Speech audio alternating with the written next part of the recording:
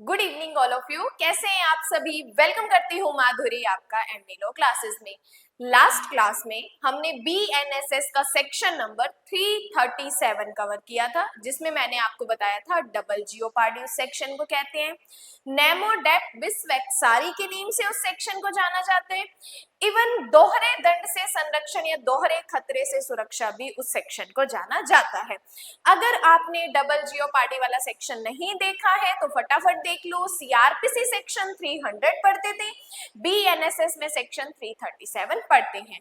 Then उसी के आगे हम 338 से आज कवर करने वाले हैं, तो वीडियो में एंड तक जरूर बने रहना। हर एक सेक्शन का easy point and concept with direct language कैसे कवर करना चाहिए वो मैं आपको बताती हूँ।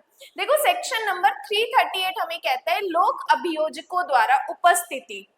देखो, अगर ये सेक्शन यहाँ पे नहीं भी होता तब भी जब हमने ट्रायल्स पढ़ी थी, चाहे हमने सेशन ट्रायल पढ़ी थी, वारंट ट्रायल पढ़ी थी, सम्मन ट्रायल पढ़ी थी, वहां से हमें ये पता चलता था कि जो भी मैटर को स्टार्ट होता है, मैटर का जो संचालन होता है, मैटर को आरंभ करने की बात होती है, कौन करता है? हमेशा पब्लिक प्रोसिक्यूटर करता है। अगर session court and high court की बात करूं तो पब्लिक प्रोसिक्यूटर, और अगर लोअर कोर्ट्स की बात करूं तो असिस्टेंट पब्लिक प्रोसिक्यूटर क्या करते हैं? मैटर को स्टार्ट करते हैं, जिसे आम भाषा में क्या कहा जाता है? सरकारी वकील अपने कहते हैं। अब देखो, यहाँ पे ये सेक्शन कहता है कि लोक अभियोजकों द्वारा उपस्थिति। अब लोक अभियोजक क्या करेंगे? मैटर को स्टार्ट करते हैं। यस भाई, ये हमें पता है। यहाँ पे ये सेक्शन हमें बताया कि किसी मामले का प्रभारी जो पीपी लोक अभियोजक या सहायक लोक अभियोजक एपीपी जिसको अपने बोलते हैं, किसी भी कोर्ट के समक्ष, अंडरलाइन करो, बिना किसी लिखित प्राधिकार के उपस्थित हो सकता है। यहाँ पे हमें एक ये चीज क्लियर कर दी कि चाहे पब्लिक प्रोसिक्यूटर की बात है, चाहे असिस्टेंट पब्लिक प्रोसिक्यूटर की बात है, वो किसी भी कोर्ट में विदाउट रिटन अथॉरिटी क्या कर सकते हैं? उपस्थित हो सकते हैं और प्लीडिंग दे सकते हैं, जिसमें वह मामला जांच, विचारण या अपील के अधीन है। तो यहाँ से हमें एक पब्लिक प्रोसिक्यूटर या असिस्टेंट पब्लिक प्रोसिक्यूटर के एक अधिकार के बारे में पता चलता है कि इनको अधिकार है कि इनको किसी रिटन अथॉरिटी की जरूरत नहीं है, कि उनको बताने की जरूरत नहीं है कि जाके अब आप कोर्ट में पेश हो जाइए। उनके पास ये राइट दिया है कि वो विदाउट किसी लिखित प्राधिकार के कोर्ट में हाजिर हो सकते हैं, अपनी प्लीडिंग दे सकते हैं। यहाँ देखो, ये इंपॉर्टेंट चीज है, ध्यान से सुनना। यदि ऐसे किसी मामले में कोई प्राइवेट व्यक्ति अपने वकील को किसी भी न्यायालय में किसी व्यक्ति के खिलाफ मुकदमा चलाने का डायरेक्शन देता है, तो मामले का लोक अभियोजक या सहायक लोक अभियोजक का संचालन करेंगे और इस तरह निर्देशित वकील निर्देशों के तहत कार्य करेगा। पब्लिक प्रोसिक्यूटर या सहायक पब्लिक प्रोसिक्यूटर कोर्ट की अनुमति से मामले के साक्ष्य बंद होने के बाद लिखित दलीलें प्रस्तुत कर सकते हैं। तो हमारे लिए ये सेक्शन इसलिए इंपॉर्टेंट है, जो भी पब्लिक प्रोसिक्यूटर ये वीडियो देख रहे हैं, असिस्टेंट पब्लिक प्रोसिक्यूटर ये वीडियो देख रहे हैं, उनको ये राइट के बारे में पता होना चाहिए कि हम जो कोर्ट में विदाउट रिटन अथॉरिटी के कोर्ट में प्रस्तुत हो रहे हैं, ये हमें राइट कहाँ पर दिया हुआ है। तो सेक्शन नंबर 338 आपको जरूर ध्यान रखना है। इसके बाद बात करते हैं सेक्शन नंबर 339, अभियोजन चलाने की अनुमति। याद करो, सेशन ट्रायल का सेकंड सेक्शन हमने पढ़ा था कि मामले का कथन प्रारंभ करने की शक्ति। मामले के कथन को प्रारंभ कौन करेगा? पब्लिक प्रोसिक्यूटर करेगा। यहाँ पर हमें कहा अभियोजन, प्रोसिक्यूशन मतलब वाद चलाने की अनुमति के बारे में बात करता है। इंपॉर्टेंट क्वेश्चन है, प्री का क्वेश्चन यहाँ से आता है कि किसी मामले की जांच, विचारण, सुनवाई करने वाला कोई भी मैजिस्ट्रेट, अंडरलाइन करो, इंस्पेक्टर रैंक से नीचे के पुलिस अधिकारी के अलावा किसी अन्य व्यक्ति द्वारा अभियोजन चलाने की अनुमति दे सकता है। मतलब यहाँ पे जरूरी नहीं है कि मैटर को स्टार्ट हमेशा लोक अभियोजक या सहायक लोक अभियोजक ये ही करते हैं। यहाँ पे कोर्ट क्या कर सकता है? मैजिस्ट्रेट क्या कर सकता है? एक इंस्पेक्टर की रैंक से ऊपर के पुलिस ऑफिसर को भी मामले को चलाने की अनुमति दे सकता है। अब याद करो, एक सेक्शन 19 हमने पढ़ा था, सहायक लोक अभियोजक, रिकॉल हुआ, जिसमें हमने दो सेक्शन पढ़े थे, 18 लोक अभियोजक 19 सहायक लोक अभियोजक। उस 19वें सेक्शन का सबसेक्शन 3 का परंतुक जब आप देखोगे तो वहां पे हमें बताया कि एक पुलिस ऑफिसर भी क्या कर सकता है, मैटर को स्टार्ट कर सकता है, लेकिन तब जब उसने मैटर का इन्वेस्टिगेशन नहीं किया है, एंड दूसरा जब वह इंस्पेक्टर की रैंक से ऊपर का है। तब भी मैंने आपको बताया था, प्री पॉइंट ऑफ व्यू के लिए इंपॉर्टेंट है। तो यहाँ पे इस सेक्शन के साथ आप फटाफट सेक्शन नंबर 19 सबसेक्शन 3 का परंतु और फटाफट सेक्शन 19 सबसेक्शन 3 के परंतु के साथ सेक्शन नंबर 339 कोरिलेट कर लो। अब देखो यहाँ पे क्या कहा कि मैजिस्ट्रेट क्या कर सकता है, इंस्पेक्टर की रैंक का या इंस्पेक्टर की रैंक से ऊपर के पुलिस ऑफिसर को अभियोजन चलाने की अनुमति दे सकता है, लेकिन महाधिवक्ता, सरकारी वकील, लोक अभियोजक या सहायक लोक अभियोजक के अलावा कोई भी व्यक्ति ऐसी अनुमति के बिना ऐसा करने का हकदार नहीं होगा। इसका मतलब पब्लिक प्रोसिक्यूटर को ये राइट है, क्योंकि ऊपर वाले में हमने पढ़ा public prosecutor without written authority matter का संचालन कर सकता है।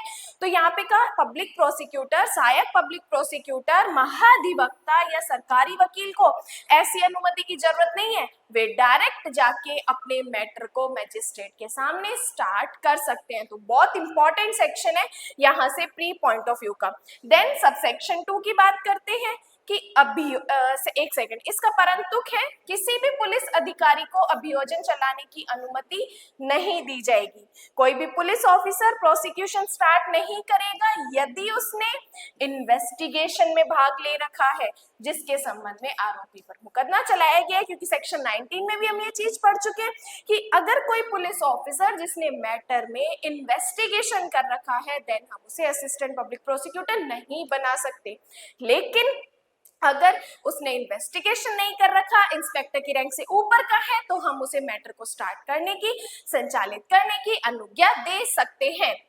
सबसेक्शन 2, अभियोजन चलाने वाला कोई भी व्यक्ति व्यक्तिगत रूप से या किसी वकील के माध्यम से ऐसा कर सकता है। तो यहाँ पे पर्सनल तरीके से या फिर एक अधिवक्ता के माध्यम से ये किया जा सकता है। देन 340 कहते हैं उस व्यक्ति का बचाव करने का अधिकार जिसके खिलाफ कार्यवाही शुरू की गई है।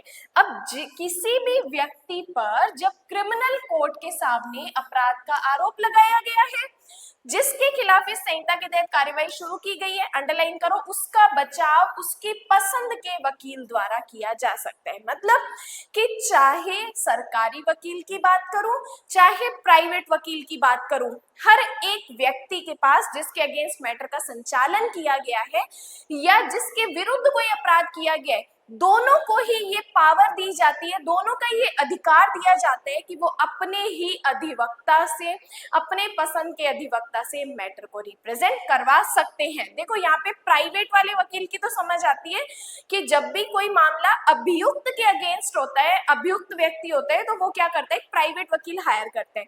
लेकिन जब विक्टिम होती है, पीड़िता होती है, उसकी तरफ से हमेशा गवर्नमेंट की तरफ से वकील आता है। लेकिन वहां पर विक्टिम को भी ये अधिकार होता है कि अगर वो चाहे तो अपने पसंद के वकील से अपने मैटर का रिप्रेजेंटेशन करवा सकती है। तो यहाँ पे जिस व्यक्ति के अगेंस्ट आरोप लगाए गए हैं उसको भी अपने बचाव में, अपने डिफेंस में अपने पसंद का अधिवक्ता चुनने का अधिकार है। तो इंपॉर्टेंट क्वेश्चन है, एक्यूज का राइट आ गया ये। देन बात करते हैं section number 341, very very very important है, फ्री लीगल एड की बात करते हैं। देखो निशुल्क विधिक सहायता, कहीं ना कहीं आपने ये वर्ड जरूर सुना होगा कि फ्री लीगल एड के बारे में, जैसे हम एलएलबी करते हैं तो कॉलेजेस के थ्रू ऐसे कैंप भी लगाए जाते हैं, ऐसी जागरूकता भी फैलाई जाती है। यहाँ पे जो हम पढ़ते हैं ये बीएनएसएस में हमारा प्रोसीजर बताया है, प्लस ये हमारा राइट भी काउंट होता है। लेकिन ये राइट हमारा निकल कर कहाँ से आया है, कॉन्स्टिट्यूशन से निकल कर आए। तो इसके साथ कॉन्स्टिट्यूशन का आर्टिकल 39A कोरिलेट कर लीजिए, क्योंकि 39A हमारा राइट बताता है कि हर एक व्यक्ति को निशुल्क विधिक सहायता प्राप्त करने का अधिकार है। अब देखो क्या कहा, कुछ मामलों में राज्य के व्यय पर अभियुक्तों को कानूनी सहायता, कुछ मैटर में अभियुक्त क्या कर सकते हैं कि वो स्टेट की तरफ से फ्री लीगल एड प्रोवाइड कर सकते हैं, प्राप्त कर सकते हैं। अब देखो इस सेक्शन का मैं आपको सिंपल जिस्ट बताती हूँ। पहले देखो, जब कोई व्यक्ति अभियुक्त है लेकिन वो अपना मैटर क्या करना चाहता है, लड़ना चाहता है, अपना डिफेंस लेना चाहता है, अब वो विदाउट एडवोकेट तो अपने मैटर को रिप्रेजेंट नहीं कर सकता। तो जब वो कोर्ट के सामने हाजिर होता है तो कोर्ट को दिखता है कि इसके पास तो अपना वकील ही नहीं है, ये अपने मैटर को रिप्रेजेंट कैसे करेगा, या इसके पास तो पैसा ही नहीं है, ये अपना वकील अपॉइंट कैसे करेगा। तो कोर्ट को जब ऐसी चीज लगती है तो कोर्ट उस अभियुक्त को भी क्या करती है, फ्री लीगल एड के दौरान अधिवक्ता प्रोवाइड करवाती है। अब ये अधिवक्ता जो होते हैं इनकी फीस तो भाई देनी पड़ेगी, चाहे अभियुक्त अपॉइंट करे चाहे स्टेट अपॉइंट करे, तो उनकी फीस भी जब अगर उनको स्टेट अपॉइंट करती है तब भी उनको वो फीस प्रोवाइड करनी पड़ती है।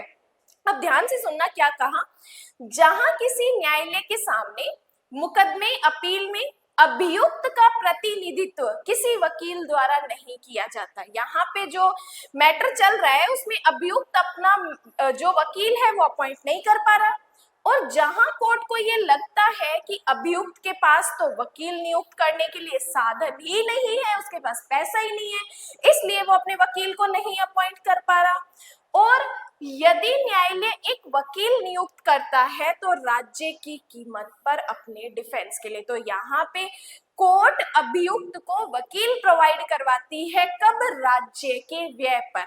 अब देखो बात करते हैं सबसेक्शन 2, हाई कोर्ट राज्य सरकार की पूर्व मंजूरी से, इंपॉर्टेंट क्वेश्चन और प्री का क्वेश्चन है, हाई कोर्ट राज्य सरकार की पूर्व मंजूरी से प्रावधान करने के नियम बना सकती है। अब यहाँ पे जो ये फ्री लीगल एड के एडवोकेट्स के बारे में बात है, इनकी फीस के बारे में है, इनकी सुविधाओं के बारे में बात है, इनके बारे में रूल्स कौन बनाता है, तो देखो हाई कोर्ट बनाती है, लेकिन किससे पूछकर, स्टेट गवर्नमेंट के प्रीवियस अनुमोदन से पूछकर।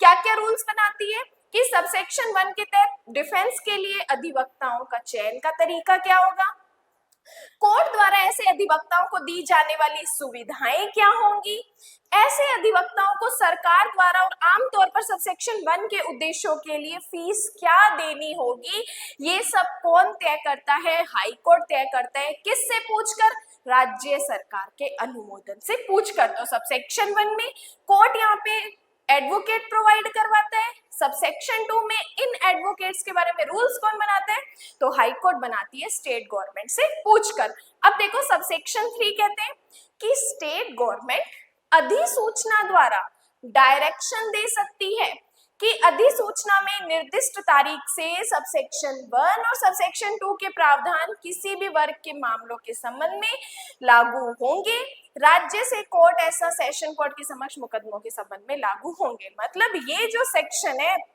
हर एक कोर्ट पर एप्लीकेबल होंगे, चाहे वो सेशन कोर्ट हो चाहे वो लोअर कोर्ट हो। मतलब हर एक कोर्ट को जब ये प्रतीत होता है, जब ये दिखता है कि भाई अभियुक्त के पास अपना वकील ही नहीं है, उसके पास पैसा ही नहीं है, तो ये अपने मैटर को रिप्रेजेंट कैसे करेगा, तो वो कोर्ट उसे क्या करेगा, स्टेट के, राज्य के व्यय पर विधिक सहायता प्रोवाइड करवाएगा। अब ये जो एडवोकेट्स होते हैं जो फ्री लीगल एड में अपॉइंट होते हैं, इनके बारे में रूल्स कौन बनाती है, तो हाई कोर्ट बनाती है राज्य सरकार से पूछकर। तो ये सेक्शन हमारा फ्री लीगल एड के बारे में बात करता है, इसके साथ आप लिख सकते हैं फ्री लीगल एड, ठीक है। अब इसके बाद बात करते हैं सेक्शन नंबर 342।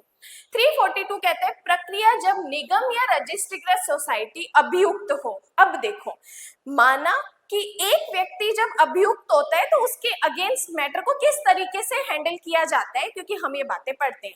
लेकिन अगर मान लो एक कॉर्पोरेट सोसाइटी, एक कंपनी अगर वो एक्यूज्ड है, उसके अगेंस्ट एलिगेशन लगाए जा रहे हैं, देन मैटर को कैसे हैंडल आउट किया जाएगा, ये सेक्शन हमें बताता है 342। देखो क्या कहा, सबसे पहले सबसेक्शन 1 हमारा प्री का क्वेश्चन है, स्टार कर लेना।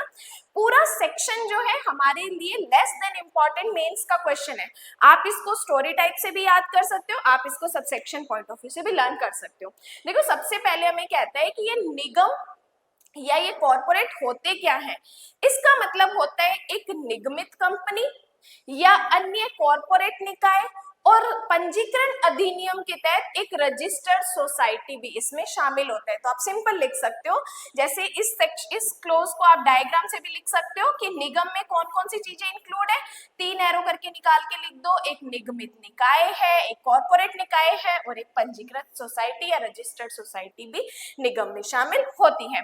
अब बात करते हैं इनके प्रोसीजर की। देखो क्या कहा, जब एक निगम में किसी जांच विचारण में आरोपी व्यक्ति या आरोपी व्यक्तियों में से कोई एक है। अब निगम क्या है, या तो एक्यूज्ड पर्सन है या उनमें से एक है। जांच विचारण के उद्देश्य के लिए एक प्रतिनिधि नियुक्त कर सकता है और ऐसी नियुक्ति के बारे में कोर्ट की इस निगम की मोहर होना जरूरी नहीं है। तो सबसेक्शन 2 में सिंपल बताया कि जब कॉर्पोरेट के अगेंस्ट कोई केस किया जाता है तो कॉर्पोरेट भी क्या कर सकता है, खुद के लिए एक पर्सन रिप्रेजेंटेटिव के तौर पे अपॉइंट कर सकता है। अब देखो, जहां कोई निगम का कोई रिप्रेजेंटेटिव उपस्थित होता है तो इस संहिता की कोई भी बात कुछ भी अभियुक्त की उपस्थिति में किया जाएगा, उसको पढ़ा जाएगा, बताया जाएगा, समझाया जाएगा, एविडेंस लिए जाएंगे और इन्वेस्टिगेशन की जाएगी। तो सबसेक्शन 2 में सिंपल बात, जब ऐसा निगम के तौर पे रिप्रेजेंटेटिव हाजिर होता है तो हम उसकी जांच करेंगे, एग्जामिनेशन करेंगे, एविडेंस लेंगे, चार्ज लगाएंगे, उसको पढ़कर सुनाएंगे और समझाएंगे। लेकिन मान लो जब ऐसा निगम का कोई रिप्रेजेंटेटिव उपस्थित ही नहीं होता है तो वहां सबसेक्शन बी में निर्दिष्ट कोई भी आवश्यकता लागू नहीं होगी। क्यों? क्योंकि भाई जो रिप्रेजेंटेटिव हाजिर ही नहीं है तो हम किसकी जांच करेंगे, किसके एविडेंस लेंगे, किसकी एग्जामिनेशन करेंगे। तो भाई अगर वो हाजिर नहीं होता तो हम जांच भी नहीं करेंगे, एग्जामिनेशन भी नहीं करेंगे और तो एविडेंस भी नहीं लेंगे।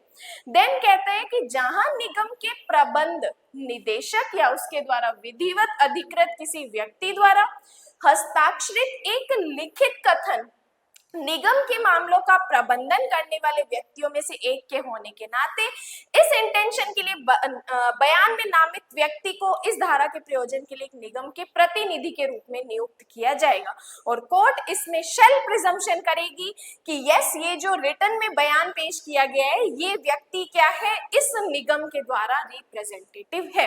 तो जब भी किसी निगम के द्वारा एक रिप्रेजेंटेटिव अपॉइंट किया जाता है तो वो निगम एक रिटर्न में नोटिस भेजती है कि हम इस व्यक्ति को हमारे इस मैटर में रिप्रेजेंटेटिव अपॉइंट कर रहे हैं। अब जब वो लेटर उस कोर्ट को भेजा जा रहा है तो वो कोर्ट शेल प्रिजम्पशन करती है कि यस, ये व्यक्ति इसके निगम के बारे में अपॉइंट किया गया है। देन बात करते हैं सबसेक्शन 6, वेरी इंपॉर्टेंट। यदि कोई क्वेश्चन ये उठता है कि किसी कोर्ट के सामने जांच विचारण में निगम के प्रतिनिधि के रूप में उपस्थित होने वाला व्यक्ति कोई ऐसा प्रतिनिधि है या नहीं, तो क्वेश्चन कोर्ट के द्वारा डिटरमाइन किया जाएगा। कोर्ट में क्वेश्चन उठता है, जो ऑपोजिशन वाले होते हैं वो बोलते हैं कि सर ये निगम के द्वारा अपॉइंट नहीं किया गया है। तो जब इस तरीके का कोई क्वेश्चन उठता है कि क्या ये रिप्रेजेंटेटिव कॉर्पोरेट के द्वारा है या नहीं, तो इसके बारे में डिसाइड कौन करता है, कोर्ट ही करता है, उसी का डिसीजन फाइनल डिसीजन होता है। तो ये हमने 342 तक 338 से लेकर 342 तक कुछ सेक्शंस इस चैप्टर में देखे। इसके बाद हम डिस्कस करेंगे अकम्प्लिश के बारे में, सह अपराधी के बारे में। सह अपराधी को कब क्षमादान दिया जाता है, क्षमादान देने पे शर्तें क्या होती है, क्या प्रोसीजर फॉलो किया जाता है, अपने आप में 15 से 20 नंबर का क्वेश्चन है जो कि हम नेक्स्ट क्लास में डिस्कस करेंगे। अब देखो, बीएनएस हम YouTube पे पूरा कर चुके हैं, बीएनएसएस हम YouTube पे कर रहे हैं। बीएसए की क्लासेस जो है वो YouTube पे 59 रुपीज रुपीज की मेंबरशिप में बहुत जल्दी लाइव होने वाली है, प्रॉपर लाइव सेशन रहने वाला है, जिसमें आपके जो भी डाउट्स हैं आप उसी क्लास में मेरे से पूछ सकते हो और हैंड टू हैंड आपके डाउट्स का रिप्लाई मिलेगा। ये मेंबरशिप आपको ज्वाइन कैसे करनी है, एमडी लॉ क्लासेस के जहां पर सब्सक्राइब लिखा होता है वहां पे ज्वाइन का एक ऑप्शन होगा, क्लिक करते ही सबसे पहली वाली मेंबरशिप होगी 59 रुपीज की, वो फटाफट ज्वाइन कर लीजिए और बहुत जल्दी इसकी डेट अनाउंस होने वाली है कि कब से इसकी क्लासेस है। सेकेंड थिंग, अगर आज आप 59 रुपीज की मेंबरशिप ज्वाइन करते हो तो बीएनएस के वहां पे 500 प्लस एमसीक्यूज, बीएनएसएस के 300 एमसीक्यूज वहां पर अपलोडेड है, तब तक आप उनका बेनिफिट ले सकते हैं। क्लास कैसी लगी है, चीजें समझ आई है तो वीडियो को लाइक जरूर करना और अपने फ्रेंड्स के साथ जरूर शेयर करना। बाकी आज के लिए धन्यवाद।